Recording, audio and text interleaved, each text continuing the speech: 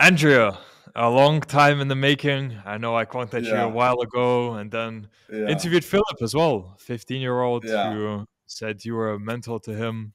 So yeah. finally, we're making it happen. We're Please here. give an introduction about yourself. Awesome. So, my name is Andrea. I'm Albanian. I was born in Albania. I live in Italy. I moved to Italy at 4 years old, and I joined the real world mostly because I was one of those disenfranchised guys who, I'm Albanian, so I was always raised with the Albanian mentality of, the man's the provider, the woman does women things. And when we came to Italy, that was kind of flipped because Italy is more of a Western influenced country. So for a long time, basically, I had all these programs into my mind that were programmed into me by the system in Italy. And when Andrew Tate came, when I saw him on my YouTube feed for the first time, I was like, this guy actually makes sense. Like he trains kickboxing. I like kickboxing. I like martial arts. I like all these things. So I started listening to him, and fundamentally, then I bought the real world, obviously. And 3 months into the real world, I made my first money, and then yeah, it was about $700. Yeah, $700. And after that, there was a period of my life where it was super dark. Honestly, I had a disease, nothing serious, but like it made me waste a lot of time in the hospital and all that stuff. And and then I simply knew all the captains. I met all the captains, and I was I became a captain. So then I met all the captains, and now we're doing this agency project, and we landed our first client for actually $3,000 plus another $1,000 that's coming after we finish the project, um, to see if the ads that we created are working or not. So yeah, this is it pretty much. Okay. I'll also get into. I want to start from the beginning. How did you Mhm. find out about the real world and why she led you to join? So I have always been a fan of martial arts, and this ties into the first time that I saw Andrew Tate. And my brother actually talked to me about Andrew Tate. He mentioned a short about him. His funny shorts that he had at the start, where he talked to women crazy things and all that stuff. But then he said that he's like 4 times kickboxing world champion, and I was like, well, I want to imitate that. Like, I also want to be famous in kickboxing. So I started looking up his stuff. I started looking up who this guy is, and I saw that they are. I started researching. Well, not researching, but looking into everything about Andrew Tate and Tristan Tate, and I super started to like them.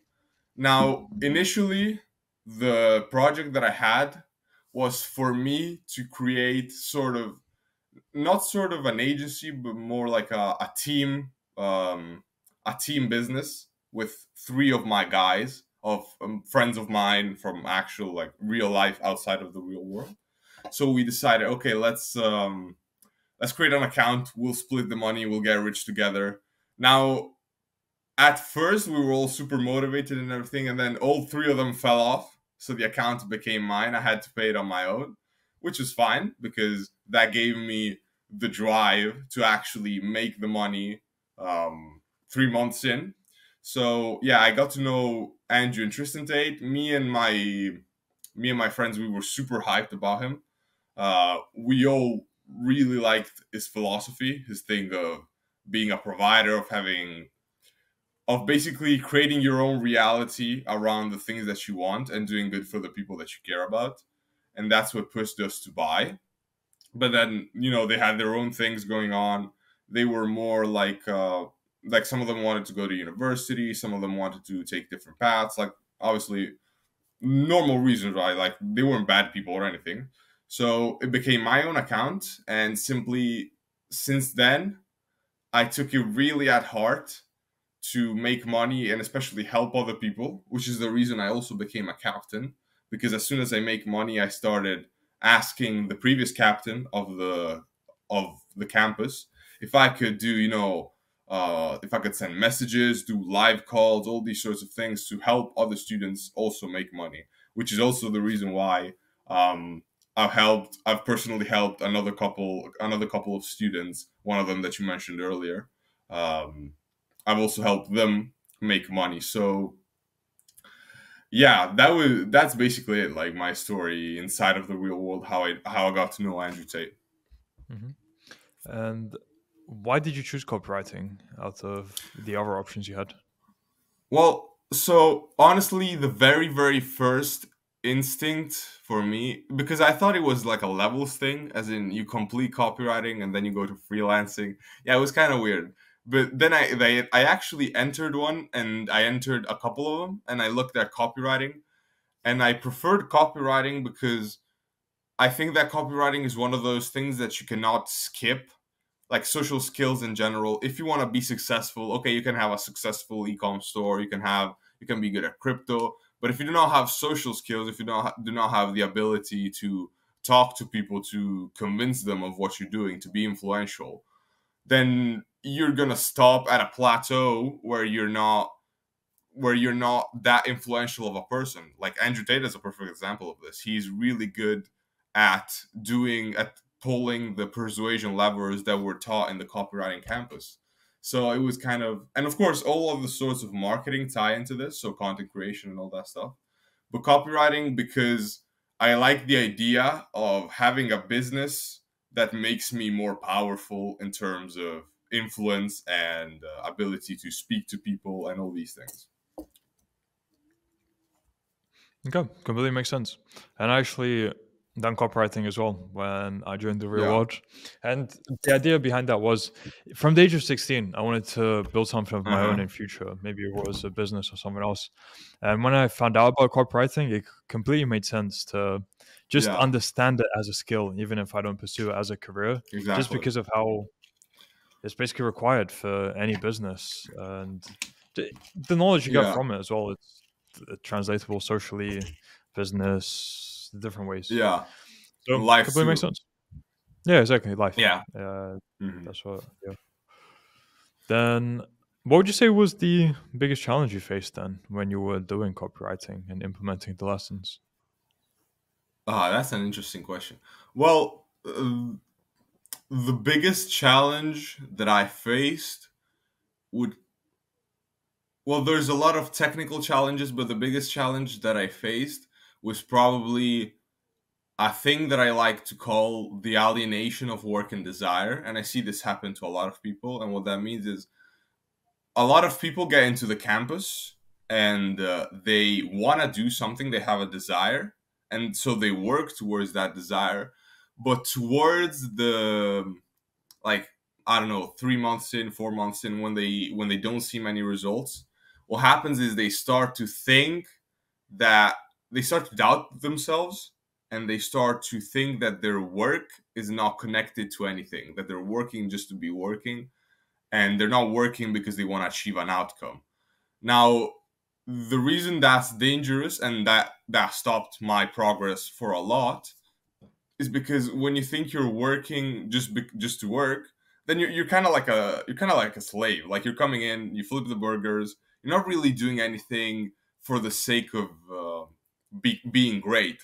Like, you don't come in saying, okay, I will do this because I want to be the best version of myself.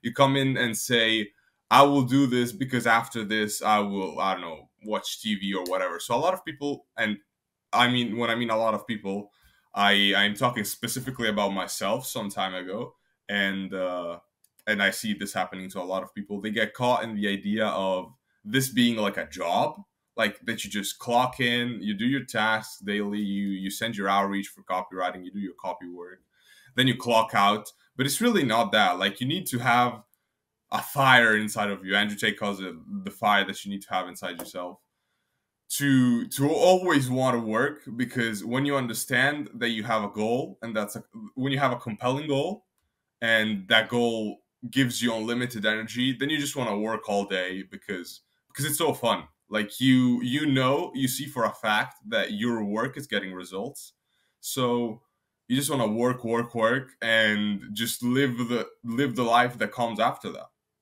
And it's a pretty cool life, because even if you're doing just like the first time I made $500, which isn't a lot, honestly, it's not really that much, but it's much for the standards of normal people. And not only that, but when you go, like, I talked about it in school, which wasn't a super great idea, because people aren't, like, there's always going to be some people who criticize you for it. But like when I talked about it in school, everyone immediately started respecting me more, because it's hard, and it really turns you into a person of character. Like, now you're not just someone who goes through the world and does what he's told. You're someone who actually understands how the world works, and you take decisions on the things that you want to make, and you basically shape reality to your will. So yeah, that was the main roadblock. As I said, many people disconnect these two things. They either stop being consistent because of it, or they start to hate their own work. So yeah. Good. I love your answer. Very insightful. Thank you. And now going on to how did the idea begin for the agency you started now with the other captains? Because that's super cool. You join a community and then you grow so Yeah. close to people that you decide to do an agency together. And I'm sure you fully trust each other as well. Yes, exactly. So the thing is, as soon as we became captains, so this was an idea that I had for a long time. I even said it before, with my close friends in real life. I wanted to do not necessarily an agency, but any sort of business, like something where you come together and you play together, like you I guess you fight together in a metaphorical way, because you don't actually fight, but business is kind of war. So yeah. And Alex also had the same idea from the start, and we talked it over, and we said, that would actually be awesome if we just came together as a team, as an actual team, and we just conquered markets. Like, actually being the kind of agency that wakes up one day and says, okay, this is the dating market, this is the clients that we want to have. We're just going to come in and make more money than everyone else. We're going to put businesses out of business. We're going to make our clients become fucking huge, like all that stuff. And it's super cool, because then it's like there's something about it that is almost, it transcends money. War, conquest.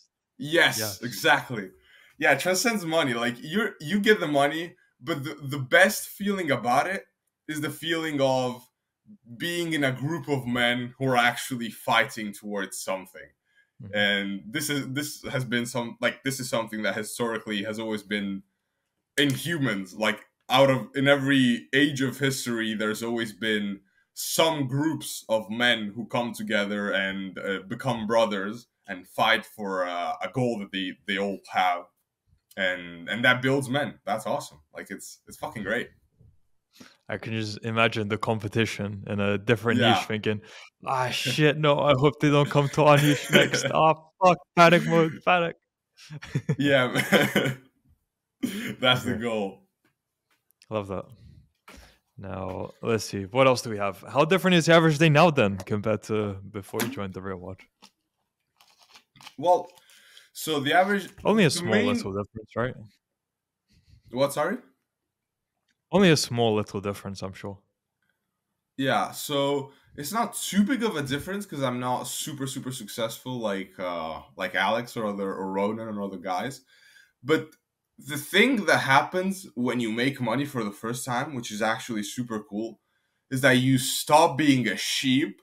Like, you understand that the world, there's a conscious element to the world, as in, okay, I made my first project was $500, right? So I made $500, and I invested this amount of time and this amount of effort. And it was a conscious decision. I didn't make $500 because I was lucky. I made $500 because I sent outreaches back to back for 3 months. And now someone finally responded, right? So then your worldview shifts, especially if you're in school. You have this worldview where you're like, oh man, I hope the teacher doesn't do an oral test today. Like, it's all about hope. It's all about external factors. And making money for the first time really switches that sort of predator part of your brain, where you're like, okay, I did this. I have a conscious capability to shape reality around me and to do what I want. and that switches, and now you're like, okay, how can I get more of it? How can I do more things? And it translates into everything else. Like, this is the mindset that I brought into martial arts that allow me to win every time, that allowed me to win my first fight. Every time someone else would say, like, I would always say, I'm gonna win 100%, and other people would tell me, yeah, but you don't really know if you're gonna win. I'm like, it's a conscious decision. Like, you really decide if you want to win. You really decide if you want to make money. And so it's like an awakening. It's almost a spiritual thing when you make money for the first time.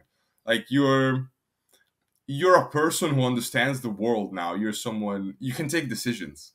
And then, of course, there's like the more granular things, as in, now I have money coming in, and I can travel, I can pay myself stuff to eat, I can buy things that I wouldn't have been able to buy, because $500 for like a 17-year-old is actually a lot. Like, people, they're asking their parents for $100, and they're like, and parents are really reluctant to do that, especially in Italy, which is not a super rich country. It's a decently rich country, but it's not super rich. And I come in and just like, yo, bro, I made $500. I wrote 6 hours worth of emails, and like flex that on everyone, because now I can use it and buy whatever the fuck I want. So yeah, that's a more granular thing though, and the main thing is the mindset shift that you have. You really become, you decide your own destiny, which is super cool. Good. But since you're saying there's not that much change in your average day, where was your Mhm. trajectory heading then before you joined the real world? Where was your life going?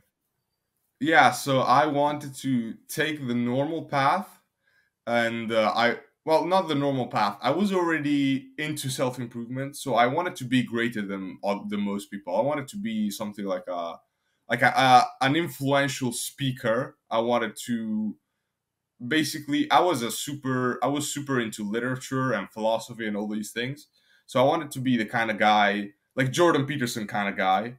But then I realized, as I watched Andrew Tate's content, that the people who are able to achieve the outcome that they want are not just the people who let life pass by. Because if I was gonna go to university and then become a professor or whatever, which was my plan, it would have taken me such a long time, and then I wouldn't even have experienced a quarter of the things that I could have experienced if I had money. So really, money never was my actual goal. Like, I never had the idea of becoming super rich. Like, I had the idea of becoming super rich, but not because I wanted to be rich, but because I wanted to use the money to do good things, like, teaching people mindsets that can help them. But then, the first time you make money, you get that feeling of conquest, and you're like, ah, man, now I want more of it. And yeah, so yeah, that's basically it. Okay. And now speaking some more on conquest, I heard from a few people that you have had a fight. Yes. A Would you call it professional fight? Was it amateur fight? But Yeah, it whatever was you call a it, go into it. How was that? How was yeah. preparation for it? What So was the decision to mhm. do it? And everything around that. Yeah, so that was super cool, because I have been training for 2 years kickboxing, and about 2 years. It's not yet 2 years, but yeah, around that time. And I've always wanted to do a fight, because I've always had this idea of wanting to use my body, of feeling like a weapon ever since I was small. Even when I was like when I had the Matrix programming into me, and I sympathized with feminist ideals, I still like the idea of being an absolute weapon, of being this sort of fighter slash knight. So I joined a martial arts gym 2 years ago, and I started training. And at first, I skipped a lot of trainings and like normal discipline problems. But then I got really disciplined into it. I don't remember the last time I ever skipped a training. It's basically impossible for me right now. And we've had this fight, and what was cool is that everyone thought I wasn't ready. Like, everyone thought, this guy, because I actually had a lot more physical difficulties from than the other guys, because I was tall, and I'm tall, and I'm pretty skinny, while the other guys, were less tall than me, and they already had some sort of background. They were already doing some sort of sport for a long time or something like that. I had just started. So I was not considered ready. Everyone was telling me that I wasn't ready, not because they were bad people, but because from their experience, they already had been doing sports, and they hadn't won their first fights. So what ended up happening is I told everyone, don't worry about it. I'm gonna win 100%. And then I won, and it was actually super cool because there's this sort of not course, but this sort of idea that if you're gonna go and do kickboxing or martial arts or MMA, boxing, whatever, the first few fights are gonna be losses, 100%. Like you're not gonna win your first fight, and I was like, fuck it, like that mindset is weak. Like I don't really want to have that. Of course, there are great people who lost their first fights and then they became great, but I wanted to be the kind of guy who wins always, like almost as much as I possibly can. So yeah, I went into the fight with that mindset, and I just listened to everything that my instructor told me diligently, and I won. And when I won, no one was believing. Well, they were really happy for me, but they didn't. They saw that, and they saw that I had something that they didn't have. If that makes sense. Like they couldn't believe there was someone like this who was so arrogant and who was so almost hypocritical, and then I won. So yeah, it's awesome because the testosterone goes like crazy. Like when you win and everyone's looking at you win, and then you have that gold medal, you're like, fuck, man, this is the peak of existence. So yeah, Very solid. Congratulations. thank you, man. Okay. And let's see. So that was physical. Any more actually fights planned, or was that just you wanted the experience and now you're moving on to other things? Oh yeah, definitely. So I have another fight planned for the 12th of November, and of Ooh. course I'm gonna win this one too. And then I'm gonna start doing as many fights as I can because yeah, it's just super cool. Like it's one of those things that really turns you into a better man on everything. You understand so much more about yourself. Good. Fair. Let's see. What else haven't we covered? Average day, copywriting, focusing on building agency. Uh-huh. Average day, yeah, you said hasn't changed much. Let's go with future then. Since you're on this trajectory, where do you see your life heading Mhm. in the short term, medium term, and long term? Yeah, so with the money I made from the agency and then I'm gonna make from the agency, I'm going and with the money from my copy clients too, obviously. I am looking to pay myself a good trip to Albania to come back and just start living the nomad lifestyle because I've actually got a taste of it. Like when you're able to work and when you're able to have your own money and do whatever the fuck you want, that's super cool. And I really want that. So my goal, I guess, for the next 1 to 2 years with my agency and all the other things that I'm running is to probably go to the Hawaii Islands because I've always wanted to be there ever since I was a child. I love those islands, so I'm gonna be there. Of course, I'm gonna go there with Ronan, Alex, everyone else. We're gonna have fun. We're gonna make a shit ton of money, and we're gonna take over markets. So yeah, just be there, rolling with millionaires. Obviously working a lot, having parties when we deserve parties, having fights when we have fights, like martial arts fights, obviously. And yeah, just using that leverage that I get from money to meet more people, to get better friends, to find better women, to have better relationships overall. And yeah, that's that pretty much. Very solid. Okay. And I'm happy to wrap up that then with a final question for Mhm. people who are unsure about joining, because for the past year that you say you've been in the real world or longer, you're actually a Mhm. paid actor, you never joined, and they're going to get scammed for $50. What advice would you have for them? So I'm actually going to say something that's a bit controversial. I would say that if you're not sure about joining, you shouldn't join just because I'm a captain and I want to keep the quality of the people higher. Like if you genuinely like watching TV, scrolling on social media, living life normally, don't join. If you're tired of that, absolutely join, because really is just a matter of obsession. Like if you can pull, everyone has a desire in them to do great things. If you can pull that out and get energy from that, absolutely join, because there's no way you're not gonna make money. Like I've seen people, and I have had a success story that's more. I guess it's luckier. It's not the right term, but I've had a success story that's luckier than most people. But I've seen people be in there for like 12 months, like 1 year straight, not making any money, and then you kind of lose hope in these people, and then they come back, and they come back with a win with like 1,000, 2,000, $3,000, and then you really understand that like it's not about luck. It's definitely not luck. So if you believe in luck, like if you believe that making money is based on external factors, I wouldn't join if I were you. But if you're the kind of person who decides what they want out of reality, then fucking join, because there's like 0% chance you're gonna lose. There's 0% chance you're not gonna make some sort of money.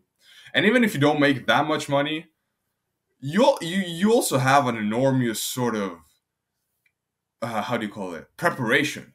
Like let's say I stopped doing copywriting right now, right, and I just went to get a normal job, and I had to compete with someone who's went through 5 years of 4 years of university for a marketing degree.